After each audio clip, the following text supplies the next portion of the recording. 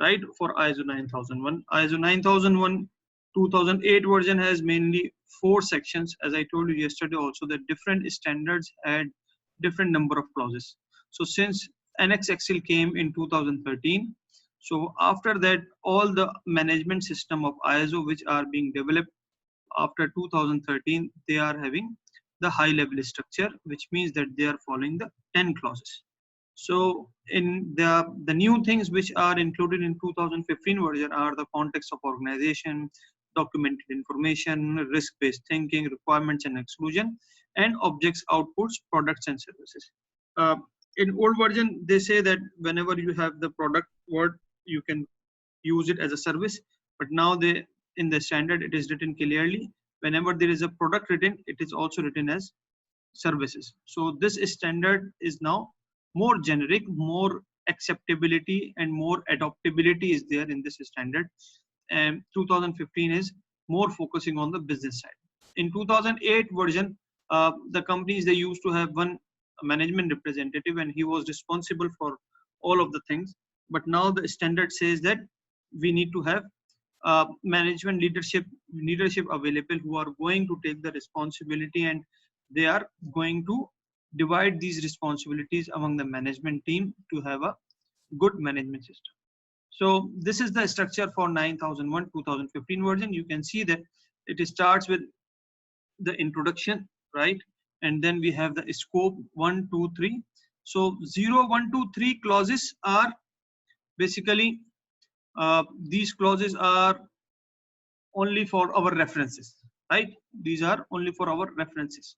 But some of the clauses starting from clause number 4 to 10, these are for the implementation side. These are for the our you know, not only the implementation side, although also the audit will be performed against these standard against these clauses.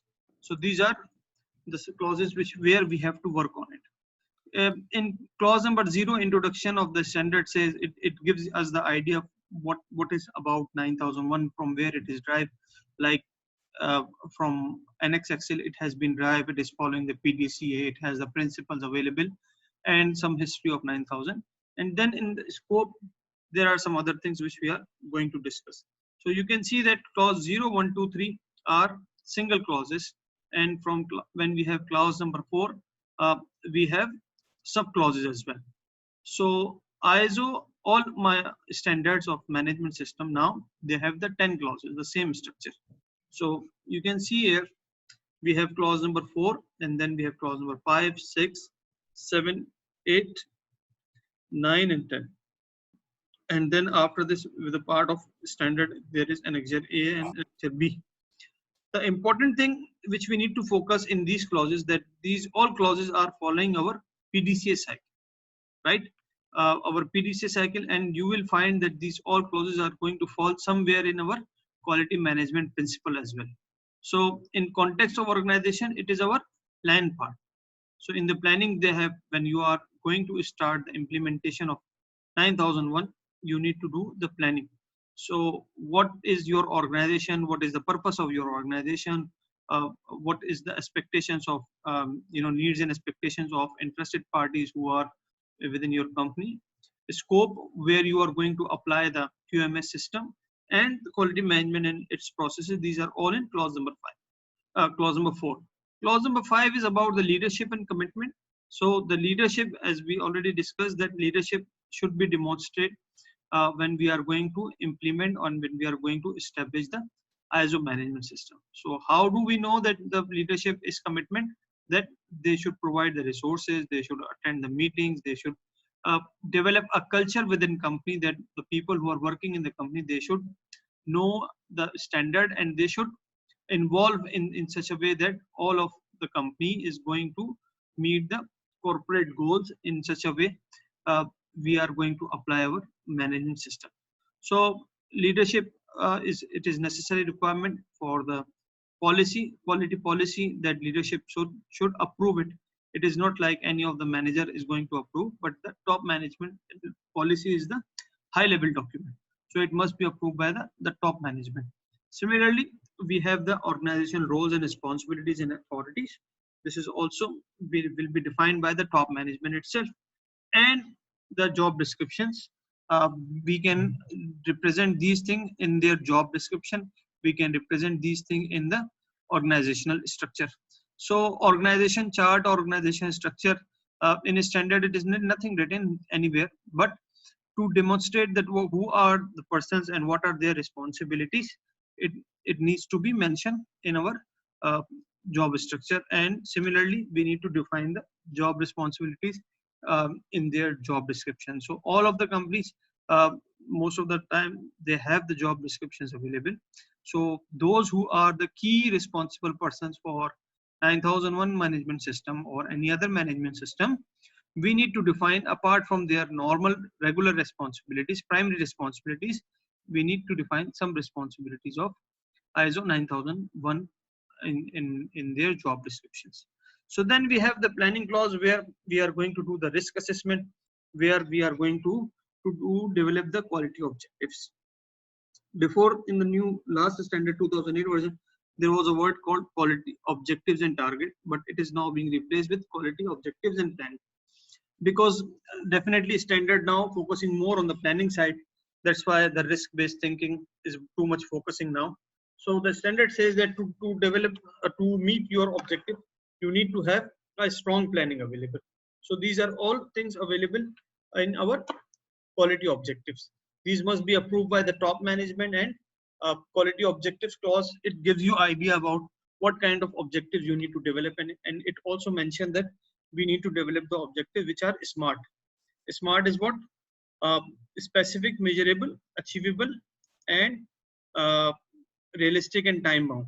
So our objectives which we are going to define in QMS or any other management system, they must be smart. Then we have the clause of support.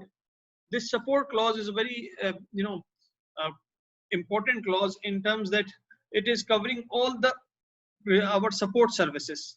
This clause is not about the operation or the production, but what are the support services needed. It is being defined here. For example, what are the resources required to run our quality management system? These resources could be human resources, for example, the infrastructure, the overall our maintenance activities, competence of the people who are working in the company, those who are responsible for certain requirements, how we are going to make the awareness of the people for what they are working, awareness about their work, awareness about the quality management system. When we talk about the safety, awareness about the safety or environment, and the means of communication, how this quality management system is being communicated within the organization. It could be internal communication, it could be external communication, internal communication within the organization and external communication with our external parties. And then it also defines the documented information. uh, for me personally, when I'm going to do the consultancy for any of the company, the first procedure which I use to develop is the documented information, because this documented information is going to give us the idea how your documents will be look like. For example, what are the sections you are going to have in the procedures, what will be the format of the procedure, what will be the code for each procedure and the forms, uh, how much will be the retention time, how much will be the record keeping time for each of the record, and similarly how the procedure is going to be approved, how the procedure is going to be reviewed, who is going to review, who is going to approve, who is going to make the revision if it is necessary. These all things you are going to define in your documented information procedure. We will also discuss these things in detail today. So because this is the main clause which is going to give you the idea how your quality management or any other management system should be looks like.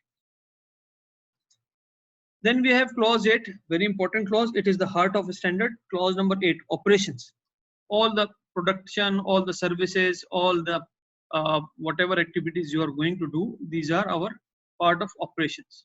So operations we are going to discuss starting from the planning, what are the controls, what are the specification needed for our services and products. We need to define these things. What is the approval criteria, how we are going to do the design and development, who is going to do the design and development, what is the level of competence for the people who are involved in the design and development activities, who is going to approve the design, who is going to approve the product when it is finalized, how we are going to do the verification and the validation of our products and the services during the design phase. Then there is a new terminology called control of externally provided process. This control of externally provided processes, it was not in the last standard of 2008. Basically, this means that those who are working with you, with your company, for example, your suppliers, your vendors, your service providers, what is your control? In the last standard, there was a clause called procurement or purchase. But now this has been more broadened. So those who are working with you, for example, if you are outsourcing some of the processes, if you are outsourcing some of your activities, if the contractors are coming in your companies, if you are having suppliers who are providing you the raw material and other activities, you have so you need to do the externally provided processes and products and services. You need to define here everything. This also required that you need to have the evaluation of suppliers when they are going to approve within your company to provide any services or product. Their evaluation, re-evaluation after a certain period of time, their feedback, how you are going to do to measure their performance. So these are all the part of our management review as well, that we need to describe the performance of our suppliers. Similarly, we have the production and service provision. It is the procedure which we are going to develop for performing any of our operations, for performing any of services. This is the main procedure which we are going to do.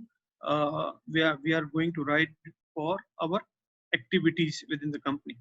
And then who is going to approve? What is the criteria for approval of the products? Who is the authority going to release the product? Who is going to give the final approval? And what are the checks we have? Similarly, then what are the non-conformities we have identified? For example, when we are going to define the product specification, so then how we are going to check them, and who is going to decide that if it is a conforming product or non-conforming product? Because if it is a conforming product, then it can be released. If it is a non-conforming product, it cannot be released. So we need to see that what are the controls needed for to avoid any of the circumstances or the situation due to which our product can become the non-conforming. Then we have our C part, PDCA C part, which is the performance evaluation. This is also the word is new in this version of 2015. Performance evaluation means that we need to check. We need to check. The standard is it's very generic. It starts from monitoring, measurement, analysis, and evaluation. So monitoring is about, you need, when the things are working, when the gauges are working, when the instruments are working, what reading they are going to give, we call it monitoring. And the measurement is that if what we are going to measure from these requirements are our measurement part. For example, you have the pressure gauge installed. This pressure gauge is going to give you the reading all the time, maybe 20 bar pressure, maybe 25 bar pressure, maybe 35 bar pressure. So if the operator is noting every day, this activity is called monitoring. But measurement, that if this temperature or the pressure which is being defined for my product, or for this room, or for this area, or for this motor or pump, is it applicable for this thing or no? Right? The monitoring is only noting, but measurement, that to compare with what is the requirement needed. So this is our measurement process. Once we have the monitoring and measurement results available, our operators are filling the log sheets, our operators are filling the temperature, pressure, some other monitoring during our processes. So this is the job of our QA department, QC department, while they are doing the inspection activities. So now the next step is to analyze that where we are meeting the requirements, where we have the deviations, where we need to have the further improvement. For example, your company is closed for 3 days, right? And during these 3 days, maybe the temperature was not being maintained due to the reason the product get some non-conforming, right? So when you are going to perform the test, so the product become non-conforming. So we need to analyze maybe the AC or the chiller of one cold store room is out of order. So we need to see the log sheets, we need to see the measurement records available, that how our system is moving, and then we need to do the analysis. When we will do the analysis, then definitely if there are some gray areas, if there are some weak areas, we are going to identify those areas and we are going to make the continual improvement. We are going to make the action plan on it after the root cause analysis. Then we have internal audit, which is also a system, which is also a process for the improvement. When you are going to evaluate your whole system according to the requirement of ISO 9001, according to the requirement of legal requirement, your company own policies and procedures requirement. So this is how the company is going to be improved. When you are evaluating the requirements, maybe you will find many of the activities which are fulfilling the requirements, but some of the activities are not fulfilling the requirements. So in this case, you are going to raise the points, you are going to raise the concerns, and this will be the part of your internal audit finding. And after that, you are going to assign this finding to auditee, and auditee will do the root cause analysis and suggest the corrective actions, and then you will be review the corrective action and then they will be applied. So this part of internal auditing as a part of our course, we will be discussing after 2 days, the internal auditing, inshallah. And then management review, where the management, the top management is going to review the whole system. Most of the time the companies, they have the management review meetings where after every 6 months or quarterly, the top management is going to sit and they are going to evaluate the overall performance of the system. So this is very important now, management review, but it is not a necessary requirement that they should sit. There are many ways of performing the management review. For example, it can be done through the Zoom nowadays, no need for sitting. It can be done through voice conference. It could be done through by email. You can send the agenda points and then they can review and they can provide the inputs. So management review agenda points are already mentioned in the standards, and what are the outcomes which are suggested from the management review to have your management review productive. There are some outcomes which are expected from this management review. So these are also mentioned in the standard. We need to when we are going to have this meeting available, to have this activity available, we need to document the minutes of meeting for this management. Then we have the last part called continual improvement. Continual improvement, definitely our ACT part as a part of our PDCA. Improvement is our ACT part. So whatever the findings we have been identified during the clause number 9, it is now time to improve ourselves.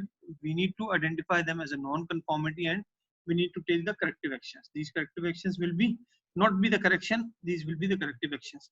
In standard before last version, 2008 version, there was a word clause called corrective and preventive action. Now, as we discussed also, preventive action name from the standard has been removed.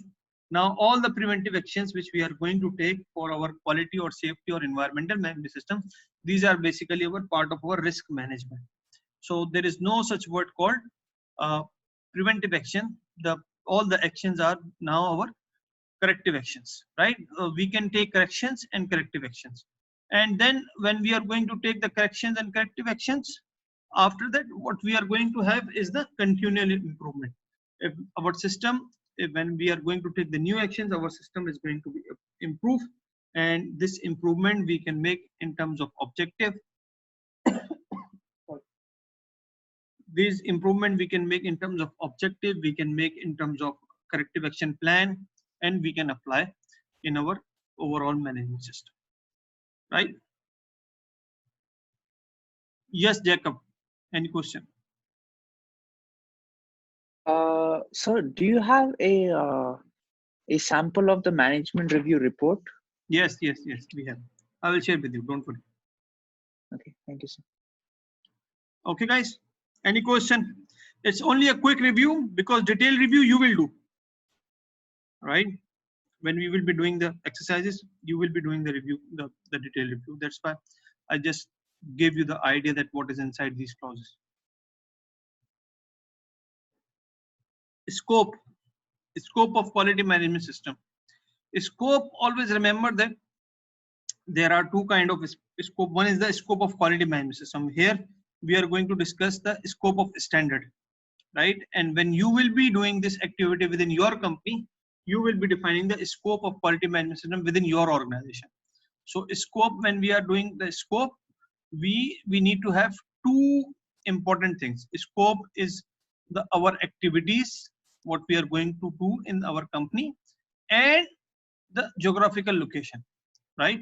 So when you are going to apply for the certification of any ISO system, you need to define these two things in, for example, manufacturing of food products, or for example, manufacturing of pharmaceutical products, for example, provision of warehousing activities, uh, design and development of powerhouses, sort of like these. So these are your activities within your organization. So when you will be defining the scope, you will be mainly defining the activities and the geographical boundary. Why geographical boundary is very necessary? Because it might be possible that your company has 10 branches in 4 cities, and you decide that we are not going to apply ISO 9000 or any of the management system in all the branches. We will apply only in one branch or two branches. So in this case, you will be taking only the address of one or two branches. So you as an organization or your top management is responsible to define the scope, because when they are going to approve the scope, then you will start applying the ISO 9001 or any of the management system. So your documentation, your activities, all will be depending on the scope. So scope is the main statement which you are going to develop to when you are going to start the implementation or the development of ISO 9001. Most of the time, when the organization is asking us to submit the quote or to submit the proposal for consultancy or the certification, we send them the questionnaire, and the first thing which we ask them to write is the scope. What is the scope you are going to involve? So they write their activities, they write the number of sites which they are going to take in the scope. So on the basis of these things, as a part of consultancy side or the auditing side, we are going to define that how much time we need for these activities, and then how much will be the charge for these activities.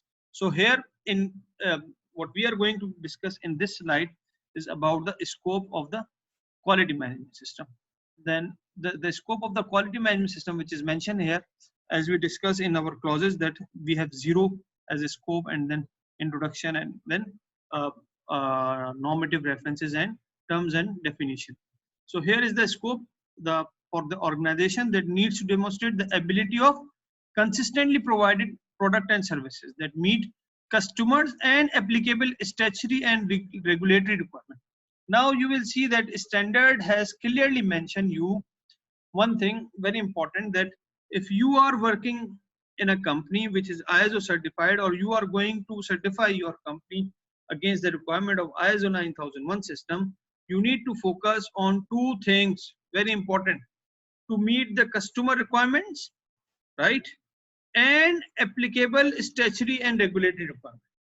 So if you are working illegally in any of the state, you cannot be certified.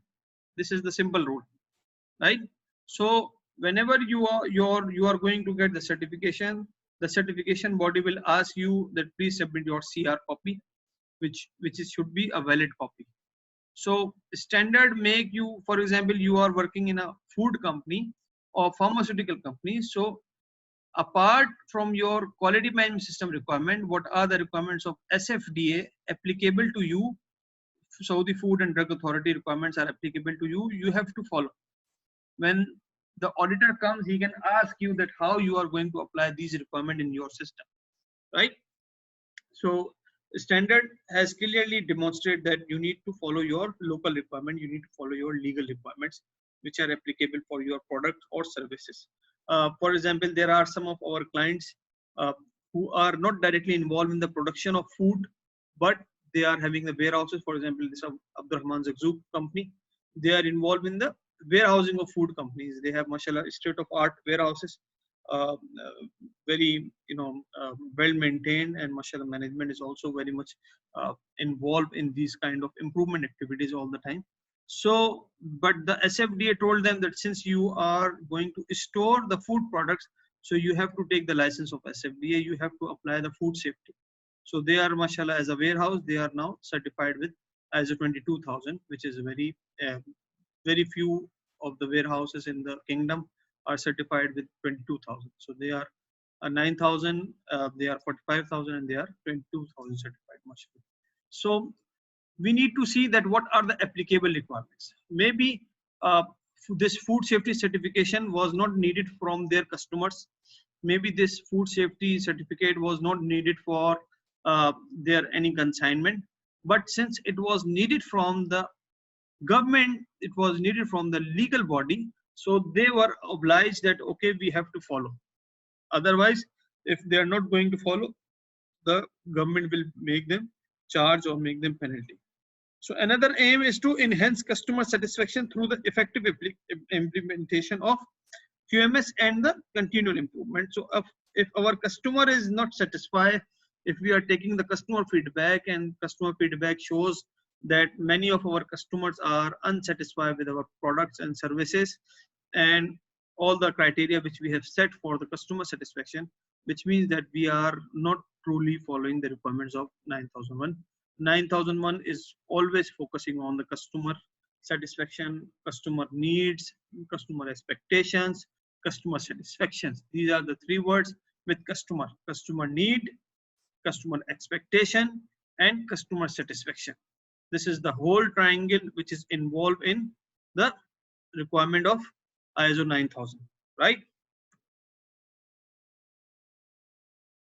Application, where these standards are applied, where we can apply these standards. These standards can be applied everywhere, starting from very small size to large corporate, starting from whatever products you have, whatever services you have. Our Bakala can also get certified on ISO management system. At the same time, Aramco can also get certified on 9001 system. So the application of these standards are everywhere. These standards are very generic, and you can apply these standards on any kind of products and services. I remember I used to go in the company of cigarette manufacturing, and they were certified against health and safety, although they are causing, their products are causing the cancer for people, but they were certified on the health and safety management system. So sometimes you get confused that how is it possible, but it is possible. Why? Because we are not going to certify their product, we are going to certify the management system. We are going to certify the system from where this product is manufacturing. So there are companies which are preparing the alcohol beers, and they are also certified, and they have a very good quality.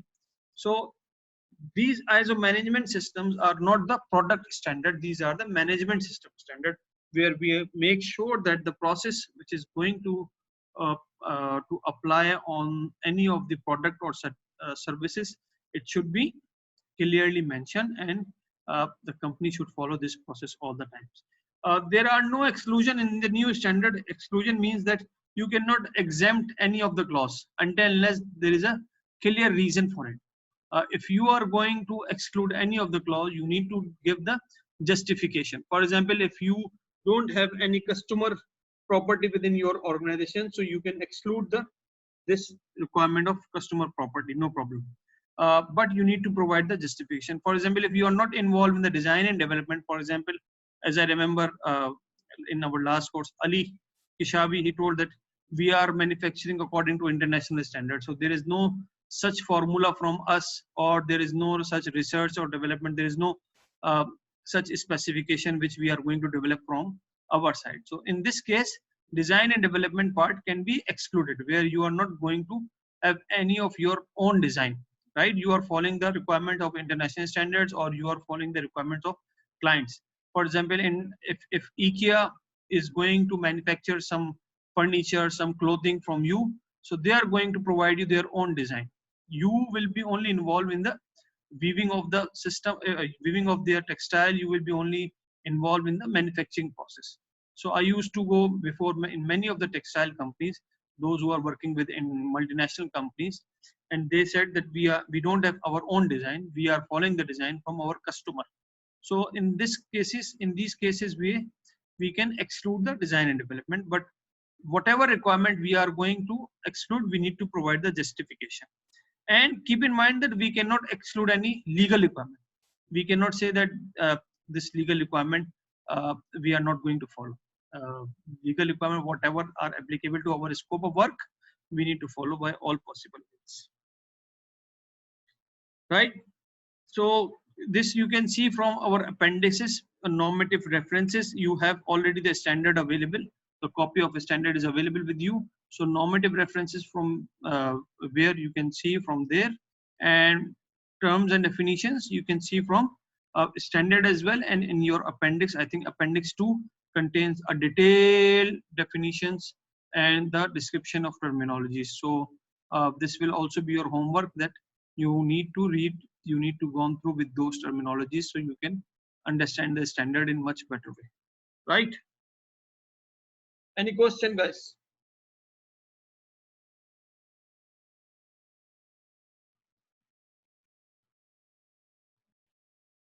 Yes, Ali.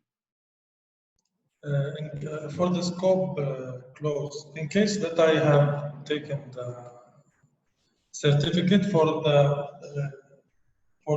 specified scope, okay, and in the future I increase my scope. Like now I'm working in liquid fertilizer and I upgraded to powder fertilizer. Should I my certification would be not accepted or what? Only those activities which you are going to increase or enhance after the certification, these will be audited as a new, and these can be added in the same scope. Okay. Right? But there will be no such full audit. If you are going I will need to make a new audit or yeah, audit. For the new activities you will make the new audit. Okay. Shall we take the break, because now we have to start the workshops. So I want to have 5 minutes break so Okay. you can be more energized to do the activities, right? Okay. When we will be back? Just after 5 minutes, inshallah. Only? Yes, it's because we have a lot of things today. Okay. We have the capacity to produce what they're supplying to us, or long payment terms. If something happens like during Corona or something, we have flexible payment terms. And then we need expectation from us is that on time availability almost the same, like what our customers require, almost the same thing we expect from our suppliers also. Very good, very good. Yes. Also, this is a very important point when you are dealing with the customers. What your customers are expecting from you, it is the same thing which you are expecting from your suppliers. So similarly, when we will be doing the clause which is focusing on the procurement and supplier management, so we will be also considering the same thing, that the clause which is required customer focus, those requirements which are from our customer from us, almost the same requirement we will also have from our suppliers and vendors. Yeah. And then we have internal ones is from our employees. That what employees needs are, they need the payment on time, they have safe workplace, motivated environment for the staffs, and then their expectation is good manufacturing practices that is followed. So it's actually a safe environment overall. And another external last but not the least one is the neighboring companies. They would require the company to have no noise pollution or air pollution that could affect their product. Maybe if there's some leakage of, maybe if it's an oil company, if there's a leakage, it could affect. So their expectation is a healthy environment. So this is the interested parties' needs and expectation from our Very team. good. Very good. Excellent. Excellent. Any questions, guys? Okay. Now this is the first part of the workshop. Okay. I included this as a part of your exercise, but when you will be doing this in your company, this will be the first part. The second part will be the action from your organization. So you will add one more column where you are going to write the actions from your organization. For example, when we say our customer need low pricing or good quality or professionalism, this is the need from the customer or the expectation from the customer. And for this need and expectation, what company is going to do? This is also we have to mention. Otherwise, our study will be half. So now you have done the half study, which is the most important thing. So now again, see, there is a role of consultant. You, as a consultant, you have asked initially the company about the needs and expectations. So the next question you are going to ask to the company, okay, you have defined as that these are the needs and expectations. So what are your actions to maintain the professionalism? So they will say that we have professional staff, we have competent staff in our sales team, marketing team. We only hire, MBAs or like that.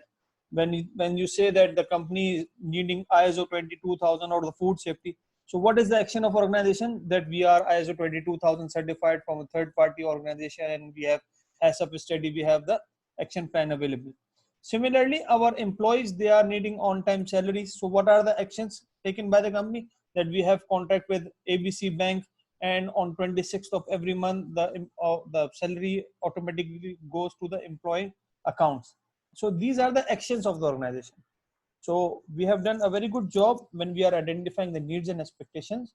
But the second step after that will be the actions from the organization, right? Yes. Any question? You got the point, guys? Yes, sir. So Yes, in yes. this case, if you have any procedure available for the activity, you can write the procedure name.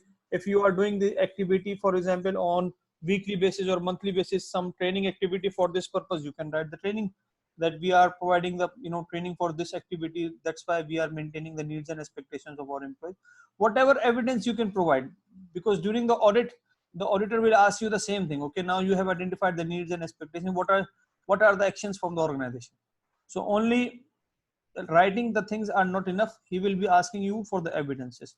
So whatever evidences whatever you are going to write, you need to provide them the evidence. For example, he can ask you, okay, show me the Mudan license. So you have to show the Mudan license, right? He can ask you, okay, show me the last complaints. So you need to show him the last complaints. When you say that we are professionalism, so you need to write the same thing, how you are going to take the actions on these needs and expectations. Because remember, the ultimate goal of quality management system is to meet the needs and expectations of our customers, right? Customer focus. Sir, for that, assuming if you're an auditor, and if the the company, they're going to tell that we don't have any customer complaints, or to show them that their reputation is very good, how do we Okay, no problem. I will ask them, okay, it might be possible that you don't have the complaint, but it is also a requirement of a standard that you need to take the customer satisfaction survey. So in customer satisfaction survey, we can see if they have make any complaint or any comments on it, right? Yes. Okay, next group. Our turn. Yes. So here, is my voice clear? Yes, voice is almost clear. First, explain us where is the requirement of objective, in which clause, and why you have done this activity. The objective and planning is in the clause number 6. Actually, clause number 6, 6.1 for the risk, and 6.2 for the objectives. So here will be 6.2. Okay. Okay, so the objectives, we took the plant of water plant. Okay. Water plant which is in our kitchen? No. Then what is your plant, Mr. Schreiber plant, desalination unit. Desalination. Desalination, Tahliya. Yes. So that's why, as a consultant, you should have a clear information, right? Yes, That's yes. why I asked you. It's for scope. The first objective, increase of productivity by 5% in total production, referring to 2019 production. Planning steps is increase the staff and the RO unit as a first step. So we can use, how to say it, have time in their training. And the second, the installation of a new RO unit. The target date will be from 1st of June to the end of December. The monitoring will be at the end of the first month after installation to monitor the productivity. Please speak a bit loud. Please speak a bit loud. If anyone can speak from from my team, because I don't know what's the problem. Yes, you have too many team members in your team. Mr. Omar or Dean can speak. Yeah, just read the things, and wherever explanation is needed, we will ask. Okay, the responsibility is for the plant manager. The second is the increase of the quality awareness to 10% of the employees for total sections. There's some people who can't hear me. Yeah, that's why I'm saying that if any other group member can speak on behalf of you. Why they are not speaking? If you can say their name. Omar. Adi. Hello, Mr. Ben. Yes, please read the screen. The second objective is related to increase the quality awareness in 10% of employees. For the planning steps, prepare the objective and the plan. Selecting a team from different departments, contact a certified trainer to implement the training, and assuring their involvement in the next internal audit. The target date is November 2020, and the concerning the monitoring is training records and certificate, also the output of the internal audit, and the evaluation of the trained employee. It's the responsibility of all department. Okay, very good. I have just one question that Okay. In objective number 2, how you are going to monitor this objective, because as you have mentioned in objective number 1, at the end of first month after the installation, we are going to monitor. So this objective, how you are going to monitor, and how is, you have mentioned already how, but what about the when? I think for monthly indicators. Very good. You should write it here: monthly meetings, Yes. or monthly report, or the monthly planning steps, whatever you are going to write. You must write it, because Yes. maybe you will wake up after 11 months, and then you will say in October that sorry, we will not be able to do this activity. So Yes, I agree also. Yeah. very good. Now third. Okay, now key risk. So the other task which was assigned for your group was the risk assessment with respect to quality. Okay. Yes. And where is it written in the standard? Which clause states that you need to do the risk assessment? Number 6.1. Very good. Clause number 6.1 says that you need to identify all the possible hazards which are associated to your products or the business, which can impact on the quality management system. So they have identified 2 risks. So please discuss. Is my voice clear now? Yes. Even I can hear you before also, but some of the guys, they are not able. Okay. The first risk is a material risk. Material contamination is the risk. The probability is 3 regarding this scale or matrix we use here. Okay. Probability and severity. The probability is 3, severity is 5 because contamination of water can be harmful for people and for the community. The risk level is 15, so it's high, need immediate action. The action will be microbial examination on inline points will be determined in a study.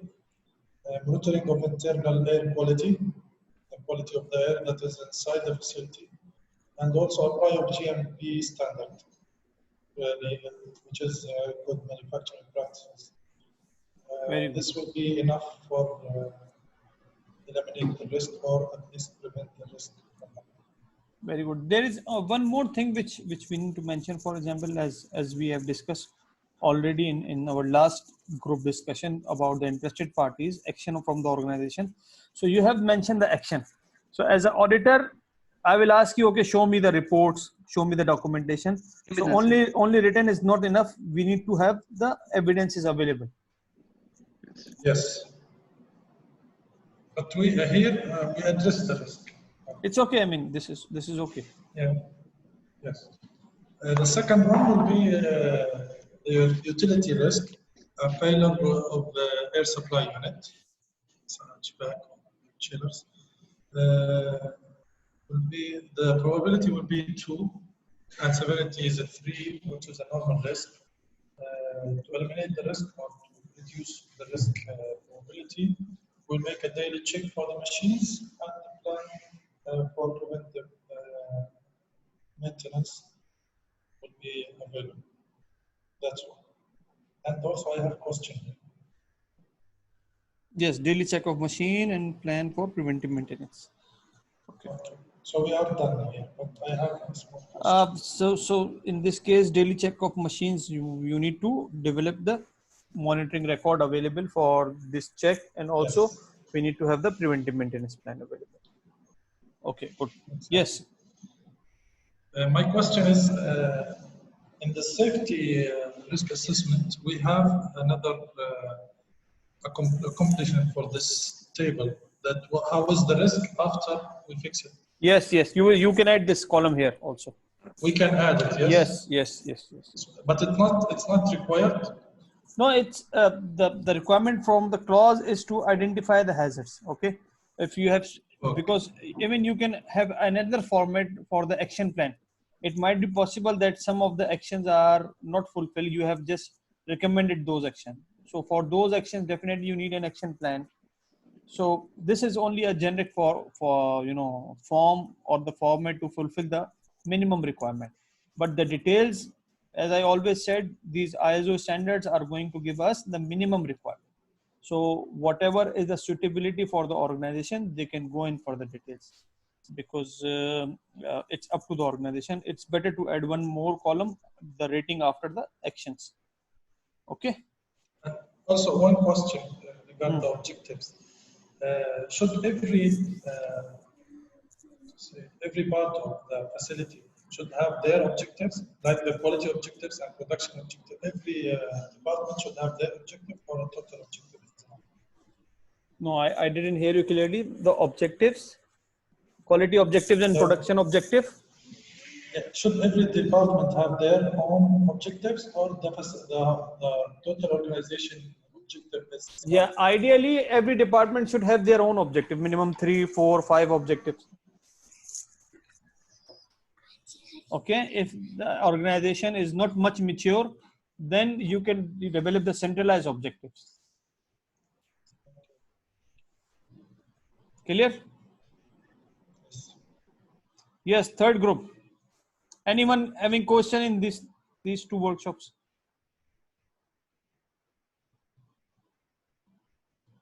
Yes, Moise, any question? I think there is more risk, Mr. Anas. Yes. Yes, guys. Workshop number 3, group number 3 is going to start. Okay. Good evening, everyone. Yes, sir. So the first topic will be about training program. Okay, we can find this in clause 7.1.3. 7.2 competence. 7.1.3. Sorry, here there is ensure that these persons are competent on the basis of appropriate education, training, or experience. Okay. Is it okay or not? 7.2 competence. This is about the people, right?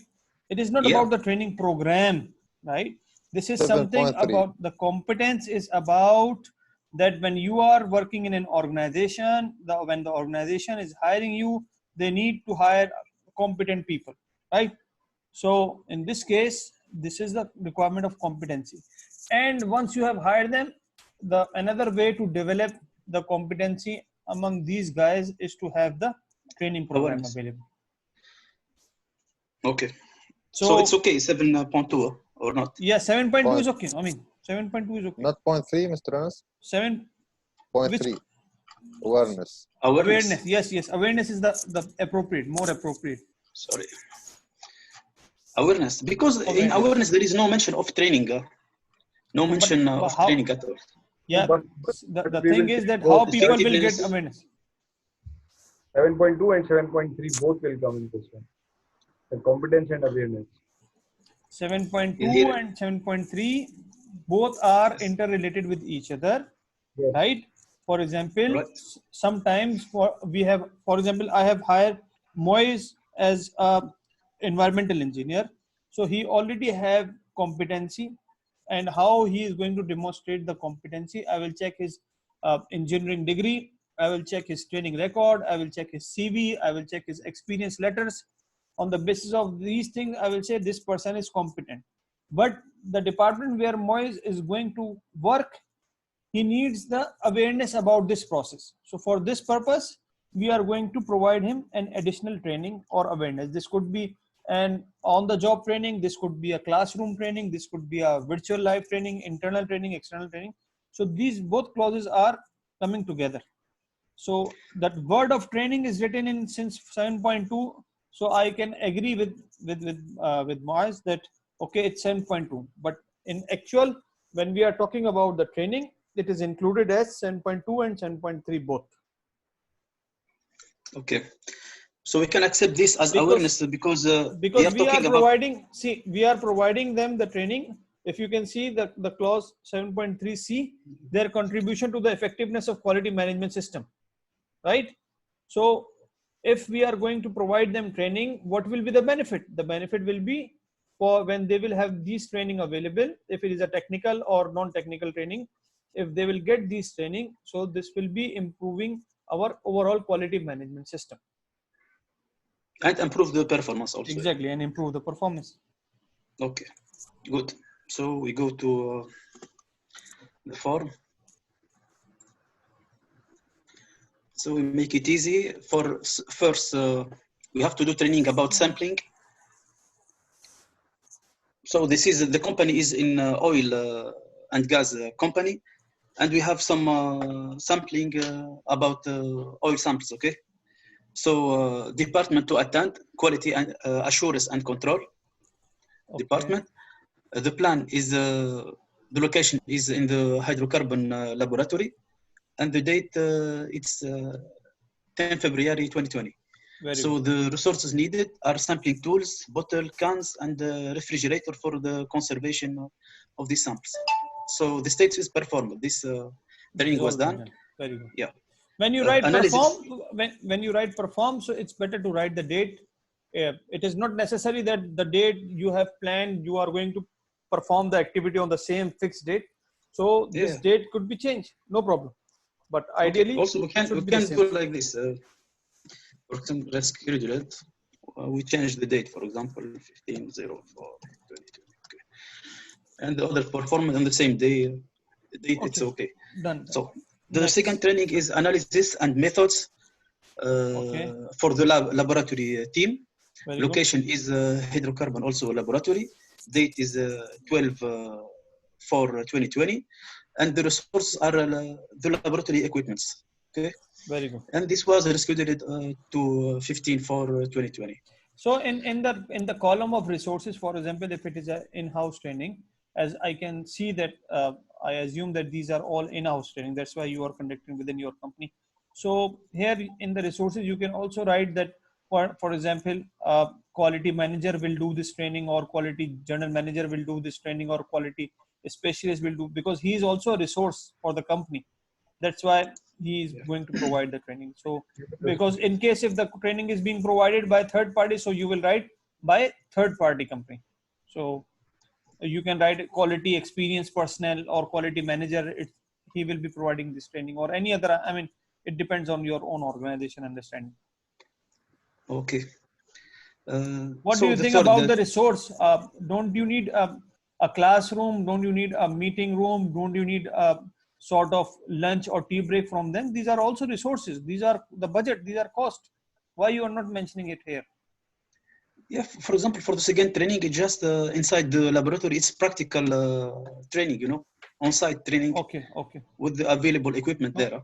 Okay, good. Okay. For example, for the third training, it's about reporting.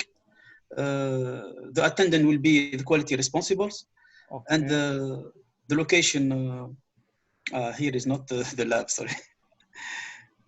Okay. So here it should be the No problem, no problem. quality office, department office, for example. The date will be on 5/6/2020. The resources will be the meeting room, the data, collected data, the computers, and the data show projector for this Very good. kind of work.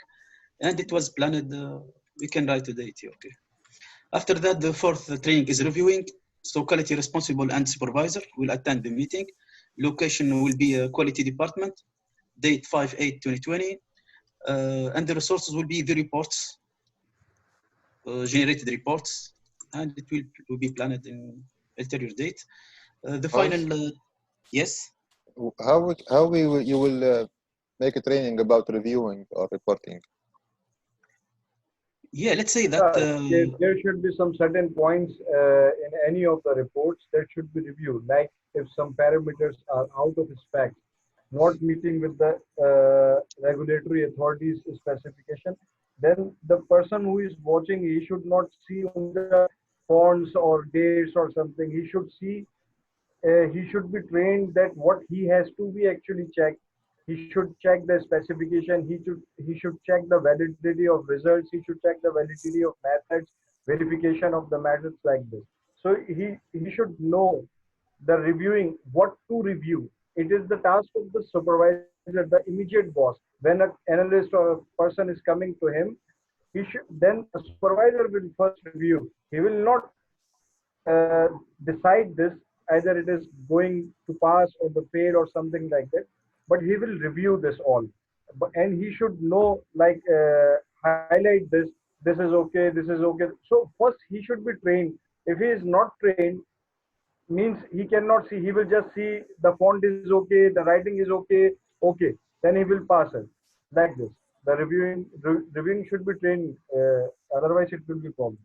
Okay, very good. So what I understand that before reviewing, the person should also be trained on the reporting, because if he is trained on report, then he can also do the reviewing activity, yes, right? the quality responsible, for example, they are trained here in reports. After that, they are assisted by their supervisor. Exactly. There is checklist, for example, for reviewing how they can know it is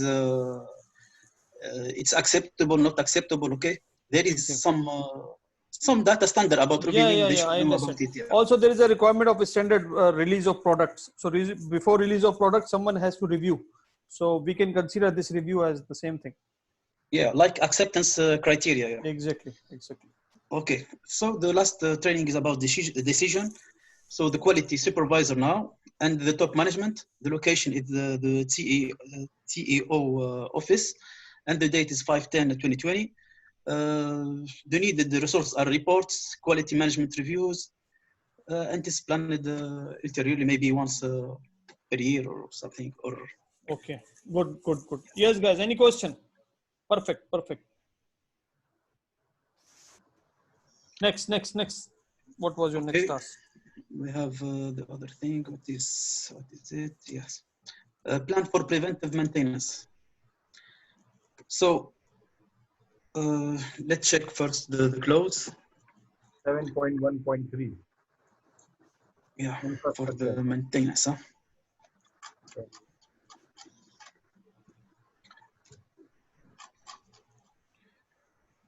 So we can find this, for example, in infrastructure. So we should maintain, for example, transportation. We'll talk mainly about transportation, crane, forklift, and main lift. And also we can find this in here, in, sorry, where is, yeah. Come on, 7.2. I lost it, wait. 7.1 should be one. Yeah, monitoring and measuring resources. The organization shall ensure that the resources provided are maintained to ensure their continuing fitness for their purpose. Very good. Yeah. So 7.1.5.1b. Okay.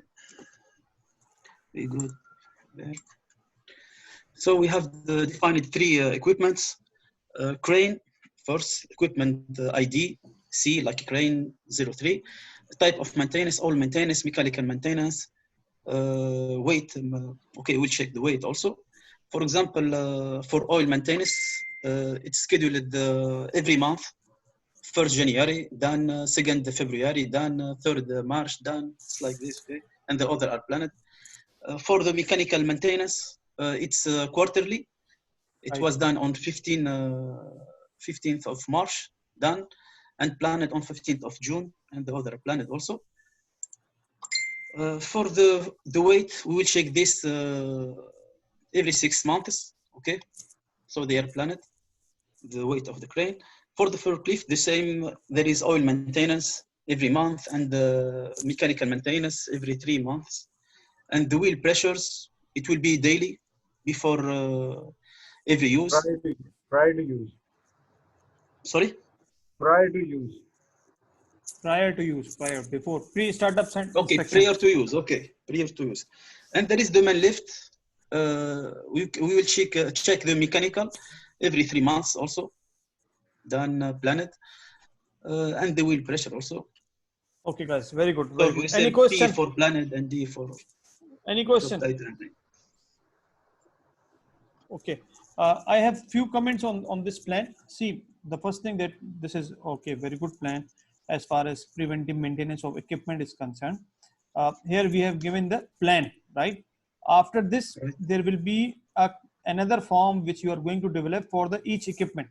What are you going to check when you say that we will do the mechanical maintenance of crane? What parts are going to check, right? So this will be in the form of checklist. Okay. Yes, checklist. Yeah. And also remember one more thing important, that when you say that daily check, this will not be the part of your preventive maintenance. Preventive maintenance is always a planned activity, as a scheduled activity. If it is a daily activity, then it will not be a preventive maintenance. When we say preventive maintenance, maybe good because point. you need the work permit for this activity, you need the some time to do this activity. So daily activity is not the maintenance department responsibility. Daily activity is the responsibility of the operator who is operating this equipment or the instrument or the crane or the forklift. So tire pressure, instead of tire pressure, you can write here the condition of tire. You will check on every 3 months, right? So tire pressure, definitely it is, we will make the responsibility of operator to check it before startup. There is no need for the maintenance department to come and check the preventive maintenance for the tire pressure, right? Right, yes, right. Any other question? Ali, how we can control, Mr. Anas? What you are going to control? How we can control, for example, this operator, if he will daily check the pressure. This will be again pre-startup checklist. There are checklists available with the forklift. If you see the forklift manual, right, which is coming from the suppliers. So this manual contains the pre-startup checklist, and this also contains the quarterly checklist. This also contains the annual full overhauling checklist. So don't try to reinvent the wheel. Just go to the machine manual and take the preventive maintenance manual from requirement from the same, and just make the part of your QMS system that we are using this form number for the maintenance activity.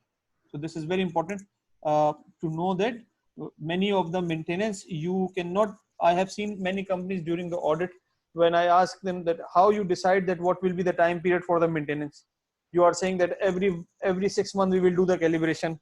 We are doing the maintenance every 3 months. What are the basis for these things? So say they know it's a system since long time we are following, so that's why we are adopting the same thing. No, this is not the perfect answer. The perfect answer is that the machine manual, the documents which have arrived with the machine or the equipment, they will teach us, they will tell us that what will be the requirement and when we are doing the maintenance activity. Okay, so for the maintenance plan, our machine manual will be the main guideline for this activity. Yes, Ali Kishal. It should be documented, Mr. Anas. No? Yes, documented. In our quality management system. Yes. So we should. You apart from the maintenance plan, you can also develop a calibration plan. Okay, I was thinking to add the calibration plan, but then I thought no need, because you will be doing the maintenance plan. In the same way, for example, crane equipment ID. Okay, and then we are going to write the calibration and calibration part. What you are going to do the calibration for what? So maybe you will go for 6 months, maybe you will do the internal calibration, maybe you have the competent people available who can do the internal calibration, or maybe you will go for the third party calibration. So we need to have one preventive maintenance plan, we need to have one calibration plan. If you see the requirement of clause, both requirements are in the same clause. Okay, so for this purpose we can have two plans available, right? Right, yes. Yes, Ali Kishabi, any question? No, you answered my question. Okay, very good, very good. Okay, please stop your sharing. Okay guys, shall we proceed further? I wanted to finish QMS today, but seems that it won't be possible, but I'm going to give you some information about the documents. Okay, or first we should finish the clause number 4. Leadership requirement. Ali Kishabi, your hand is still raised. Why? I was going to ask about risk, addressing risk. It's possible? Sorry? I have a question about risk assessment. Risk, Yes, please ask.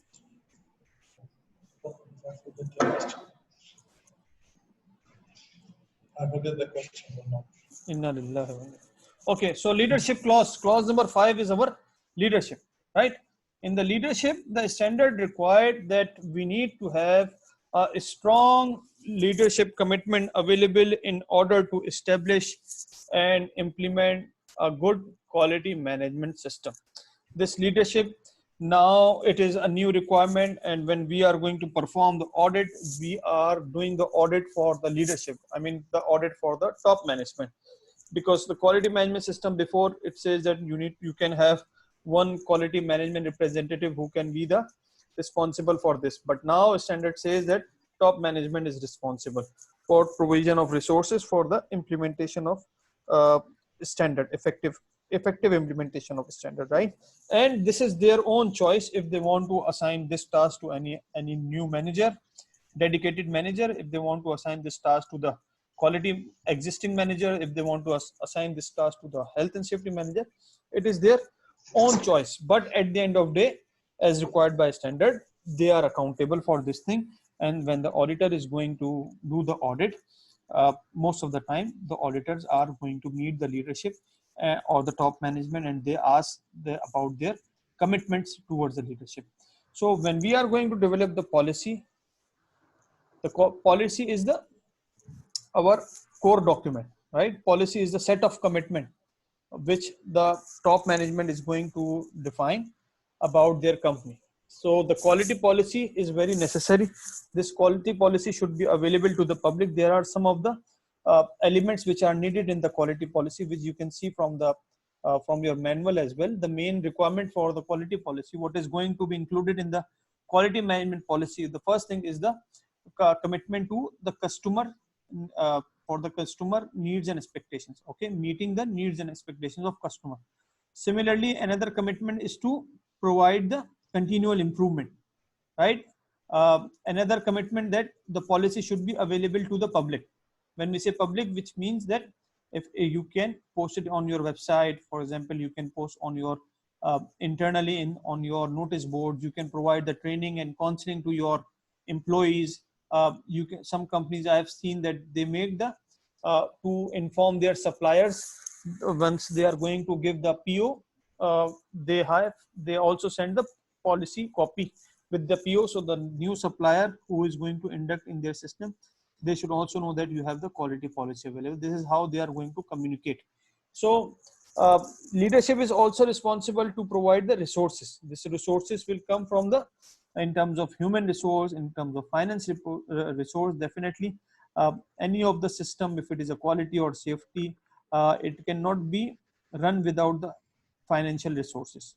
So it is the responsibility of the top management to provide those resources. If they are not be able to provide these resources, then there is a chance that our quality management system or any other management system is going to be collapse, right? They need to make sure that the quality management system achieve the intended result. When we say intended result, what does it mean? Intended results are those results basically which we have made the commitment in our quality policy. So when we say in our quality policy that we will always strive for improvement, we will always go for the meeting the needs and expectations of our customers, then in this case they need to meet the intended result, and this they are going to review during the management review meeting, right? Then we have there are certain responsibilities of top management which is defined by the standard: promote involvement, support other managers to demonstrate leadership and commitment to customer focus, establish, implement a quality policy that is appropriate to the context, and support the strategic decision. Very important thing, that our quality policy should not be a generic policy. For example, if we are establishing standard requires you to add certain commitments in the quality policy, but it doesn't mean that the quality policy of Aramco and the quality policy of a fertilizer company can be the same, or it doesn't mean the quality policy of our glass manufacturing company and the quality policy of other companies could be same. Yes, some of the commitments will be same, but there will be something which is called context of organization will be clearly mentioned. Ensure that the responsibilities and authorities for roles are assigned, communicated, and understood. So who is going to develop the organization chart? Definitely, if the top management is going to approve it. The job description is being approved by the top management. So what are the things which are needed in these job description? Ensuring the QMS conform to ISO 9001, reporting on the performance of QMS, and promoting the customer focus. So whenever we have the management review meeting, we are going to review all the quality decision makings, and we are going to improve further. Any question in this class? Shall we do the documentation? If you can allow me 10 minutes, we can do this part of documentation. Yes, guys. Shall we proceed further with the documentation? I think we want this. It seems that too many Alis are speaking together. No, just me. I remember my question is what does the mean? How to address the risk? What is the meaning of risk? Identify and address the risk. Demonstrate the risk. How to define that this risk is high, the severity of this risk is high or low? Sorry? Like in safety risk analysis, the risk can be high when it's cause death, or can be medium when it's cause injury, or like this. How we can define the risk here? That is high or low or medium? The risk which can have more impact on your business, it is considered as high. The risk which can cause you the stoppage of business, it is high. The risk which cannot be caused the stoppage of the business, or it is not going to make any continuity in the business, it will be considered as the low risk. So focus will be business. With frequency also. Yes, maybe frequency, definitely. It don't has a big impact, but so frequent. Exactly. Frequency is one of the factor also, but the main thing is that what you are going to think. The question was, I think, which I understand from Ali, that when we are focusing on the safety side, we say that the impact on the people, okay, the more impact, which means the high risk. So in this case, in the case of environment, the more risk to our environment, the more rating is going to be high. So similarly in quality, it is not only the product, it is about overall business, right? Quality of the product is one of the part. So if we will not be able to run the business, then which means that this risk is very high. Clear? Okay. Yes, clear. Thank you. Good. Okay. Now amount of documentation. How much documentation we need to, as required by clause number 7, we need to have the control of document, or we discussed already about the documented information available. Then how much documentation needs to be available? The extent of the documentation depend on the size and the type of organization. If we have too many competent people already working in the organization, then no need for making all the documentation necessary. In standard, the requirements which standard define, it is written as shall, right? those requirements which are being defined by the standard, which is a mandatory. In the clause, you will find shall. The organization shall establish, develop a quality policy. The organization shall identify the hazards. The organization shall perform the internal audit on planned interval. The organization shall perform the management review on planned interval. So these shall are basically the mandatory requirement, right? So we, apart from the other requirement, it is the requirement from the organization type and the competence of the level and the complexity. Most of the time we have seen, for example, I used to give the example of software house. If you are working in a software house, so all the engineers who are working in the software house, 95% of the people are software engineers, right? Or the high qualified in the field of software. So in this case, no need to write the purchase procedure. In this case, no need to write the marketing procedure because it is not a shall requirement. So you can have awareness within the organization. You can make a counseling session with your people and tell them that this is the procedure which you have to follow for the purchasing of activity. But at the same time, if we are considering, for example, a refinery where you have the PhD people, where you have the engineers, where you have the workers, where you have down the line people are available in this kind of organization, which are more complex, where we have more people of different level of the different level of the understanding. In this case, we need to define the procedure as documented, right? Otherwise the people are not be able to understand what is the requirement, how it is going to be done. So before, in 2008 version, there were too many documentation requirements, but now in 2015 version, the requirements for documentations are reduced. And that's why the people who are not working in quality management system or quality management system department, they think that quality management system is the another way of filling the documents only. So all the time they will ask you, okay, why we have to fill this document, why we have to fill this document. So now the standard new version has given you the authority that you can reduce the documentation as much as possible. Just keep the important documentation. But as an auditor, when you are going to perform the audit, you will be checking that how they are going to implement these requirements. This can be done by interview. This can be done by cross-questioning. This can be done by, customer complaints and all other requirements. So then we have the next thing about the documentation is, for example, what are the documents which are mandatory? You can see here, to define the scope is shall, right? Process documentation is shall, quality policy is shall, objective is the shall.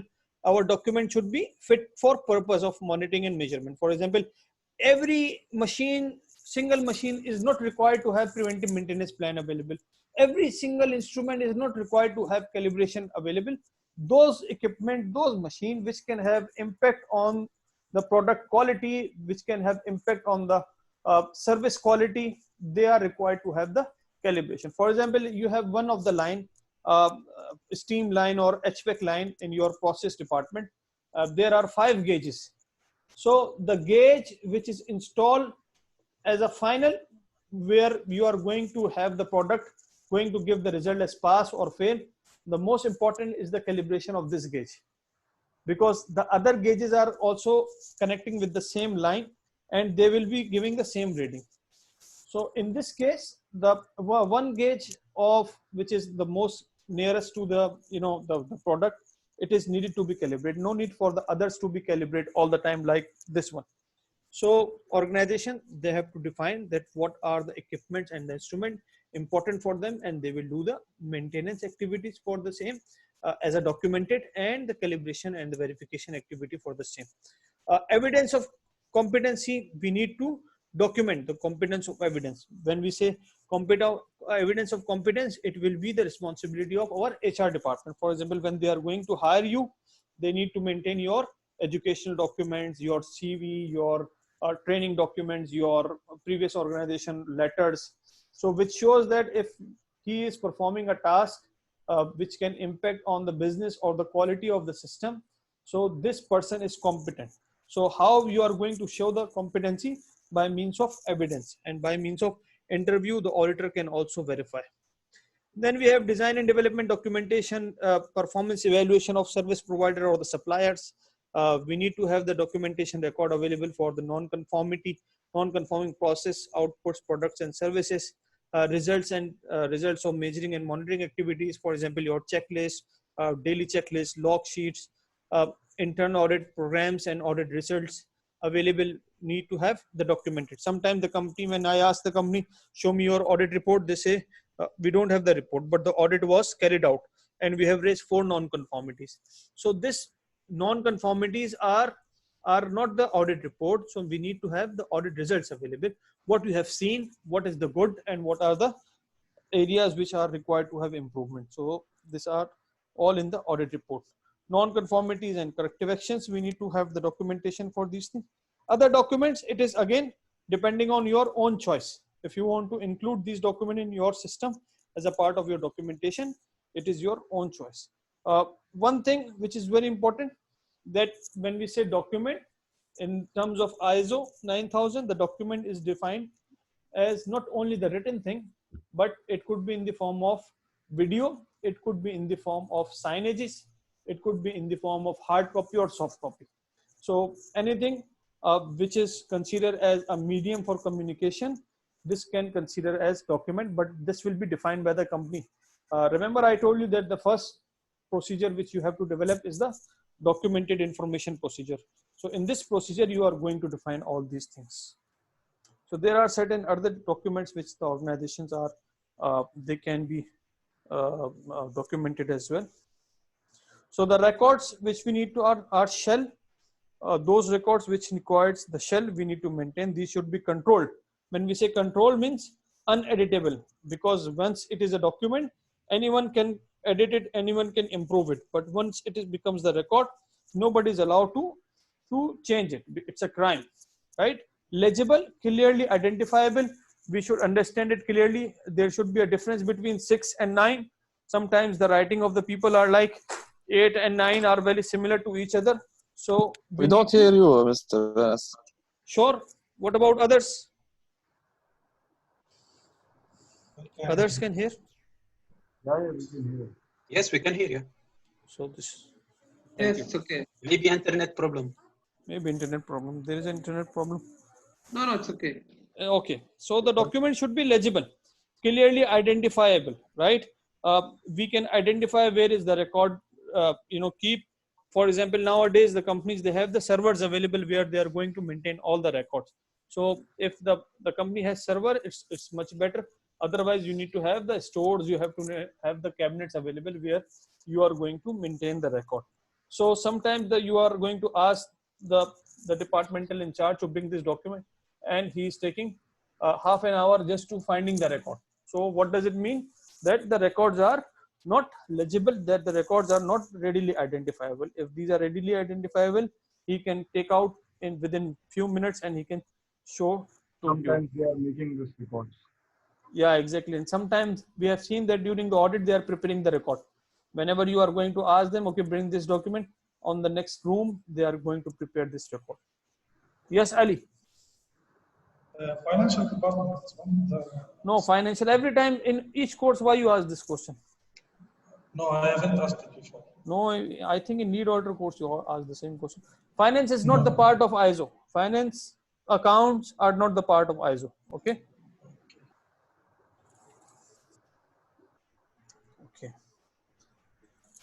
Authorized access. Nobody should access it. That's why now in companies nowadays we have seen that they have the fingerprinting system, they have the card system, they have the punch card system, they have the secure ID and password available for these activities. So the records are safe. Records are maintained all the time. You can see certain other records which can be maintained. For example, competence record, monitoring and measurement record, audit reports and audit program record. Most of the time now the companies have shifted from manual document control to the electronic document control. So in this way, if you are having the electronic document control, then you need to communicate this to your organization, to your people. For example, they have the companies, they have one folder available on shared drive where all the procedures are available in non-editable format. So this is one of the way you are going to share the link. You are going to communicate the people that these are the documents available.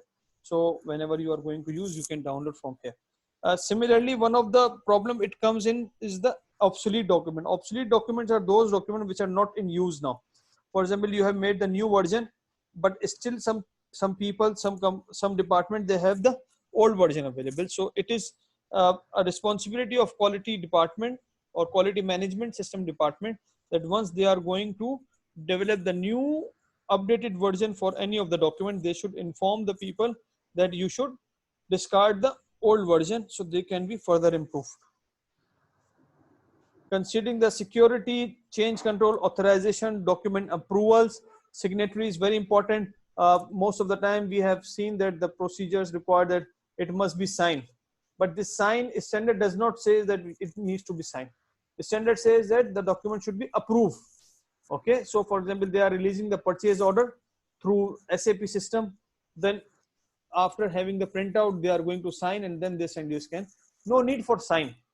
It depends on company policy. You can make the system of signing, but it is not the requirement from the standard. Standard says it must be approved. So there are many ways of approve.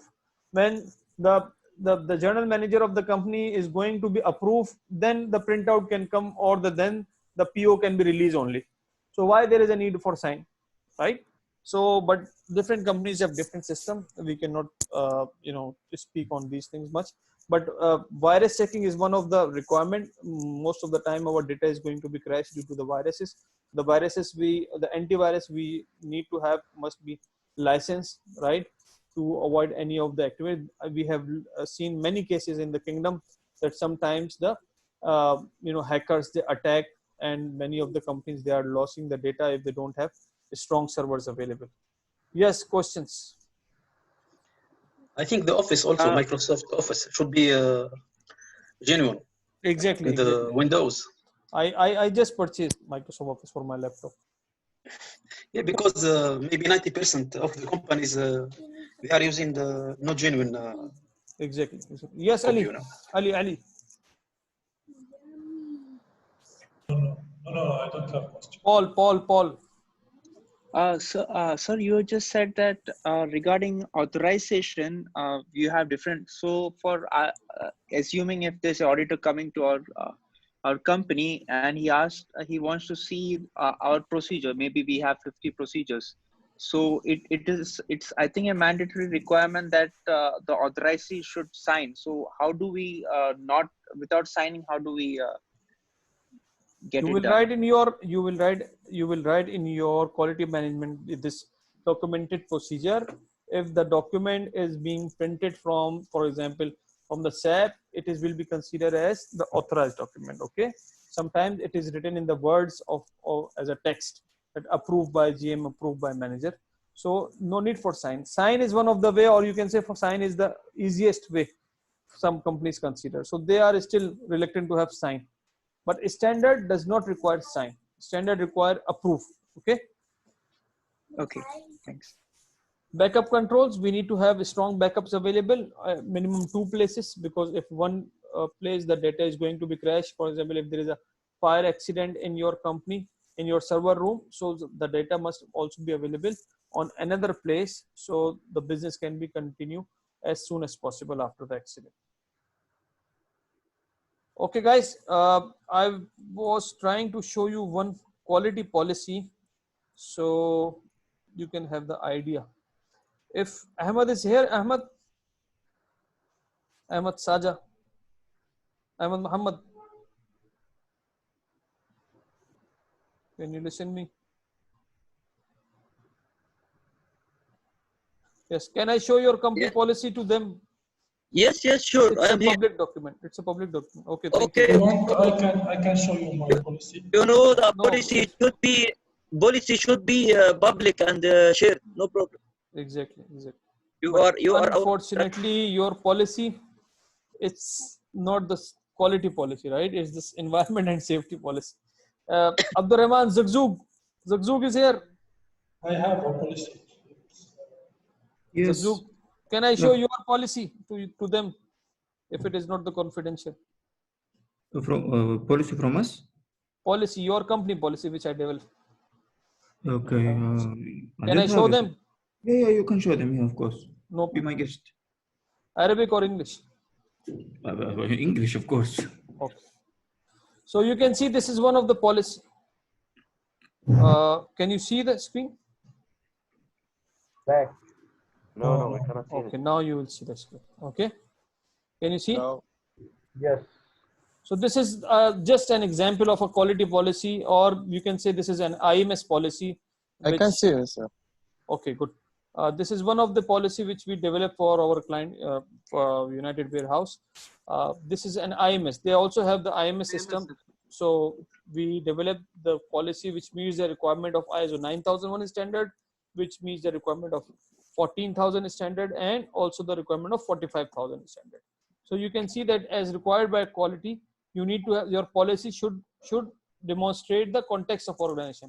For example, the policy is covering the scope of work that includes third-party logistics services provided by UWC customers in a very responsible manner, and predefined principle throughout our all operations and activities. So this, when you are going to read this paragraph, you will get a clear idea that this policy is about a company who is involved in the third-party logistics services.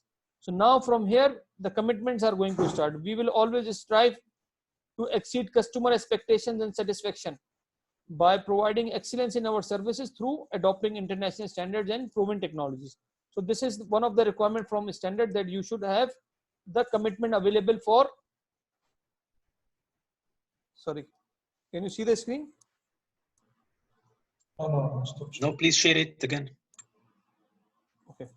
This is one of the requirement of the standard, that there must be a commitment for to meet the customer needs and expectation, as I just told you.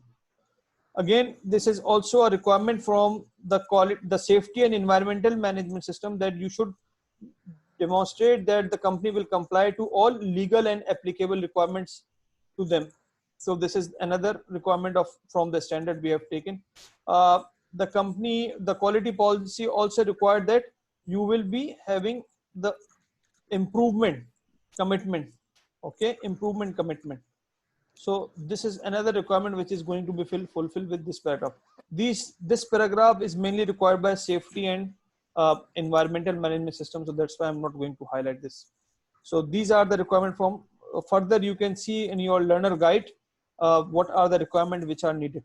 So then another requirement for this quality policy is to provide the awareness for the staff. So what we have written here, we communicate this policy among our staff and interested parties by training and awareness session, publication on the company website, and on necessary document. Like I gave you the example, for example, on your PO, on your any other document which you are going to share with the interested parties. So you can mention this kind of. Okay, so this is the sample of one of the quality policy. You can have, some other samples of quality policy as well. Yes, guys, any question? بس كيفاش Yes, Ali. Yes, as the labels are included in the staff scope. Can you hear? Come on, Ali, ask a question. Ask, Ali. I'm speaking. I'm saying, is the label are counted in the staff? Should I show them the policy?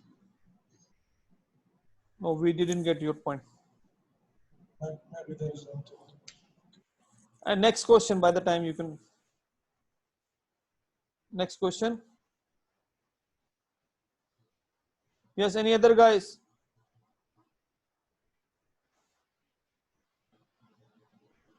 Any other question, guys? It's clear, sir. Thank you. Okay, guys. Thank you so much. That's all for today. Ali, I can give your answer tomorrow if you once you have, inshallah. Yes, you can have one policy for 3-4 standards. This policy covers the requirement of 9,000, 45,000, 14,000 as well. The policy which I show you. Okay, you can have 3-4 standard together. That's why this is the concept of IMS. Why you are attending this course? Because of IMS. So which means that we can combine the requirements wherever possible, but each standard individual requirement should be met. Okay, guys, thank you so much. I will write your homework in the WhatsApp group, and hope to see you tomorrow at 9 o'clock, inshallah. Thank you, Mr. Anas. Thank you. Thank you. Thank you. Thank you. Inshallah. Thank you very much, Mr. Anas.